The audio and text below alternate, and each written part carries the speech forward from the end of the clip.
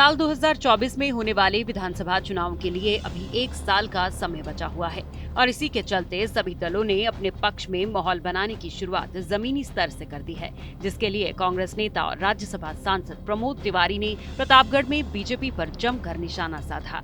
कांग्रेस नेता प्रमोद तिवारी रामपुर खास के लालगंज टाउन एरिया में पहुंचे थे। इस दौरान मीडिया से रूबरू हुए प्रमोद तिवारी ने लोकसभा चुनाव में विपक्षी एकता की बात बोली। उन्होंने कहा कि हम मिलजुल कर इकट्ठा हुए हैं। उनके साथ 19 दल हैं और 19 दलों के लोकसभा और राज्यसभा के नेताओं को एक मंच पर ले आए हैं। 2024 में बीजेपी को 100 सीटों के नीचे ले आएंगे। देखिए, नेतृत्व नहीं करते हैं, सब मिलजुल कर इकट्ठा हुए। हमारे साथ 19 दल हैं और इन 19 दलों को जो लोकसभा और राज्यसभा के नेता थे उनको एक मंच पर हम ले आए। इसको हम चाहेंगे कि 2024 के चुनाव में भी प्रयास होगा मिलजुल कर हम चुनाव लड़ें, और जब मिलजुल कर हम चुनाव लड़ेंगे तो इन 19 दलों का के साथ साथ आप देखिएगा जब अंतिम दौर आएगा चुनाव की सूचना जारी होने के करीब इसमें और इजाफा और लोग जुड़ेंगे।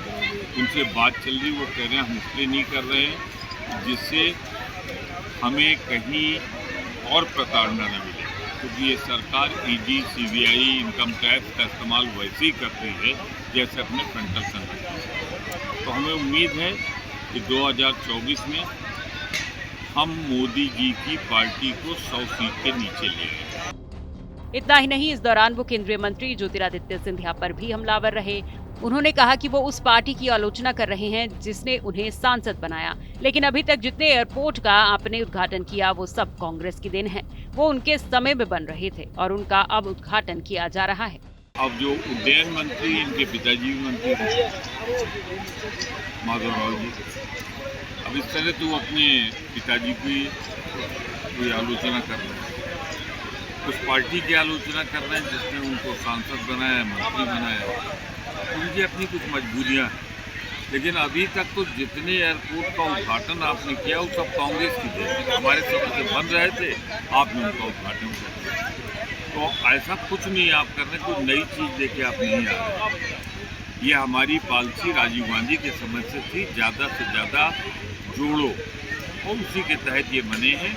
इसमें उपलब्धि अगर है तो कांग्रेस की है, यूपीए की है, किसी दूसरे तो साफ है कि कांग्रेस पार्टी या उनके नेता अभी एक एक कदम बड़ा फूंक फूंक कर रखना चाहते हैं। उनकी तरफ से दिए गए बयानों में उनकी चिंताएं भी साफ जाहिर होती हैं, क्योंकि यूपी में कांग्रेस पार्टी की हालत बेहद खराब है, मगर विपक्ष महागठबंधन को तैयार कर नई सियासी लड़ाई की जमीन तैयार कर रहा है।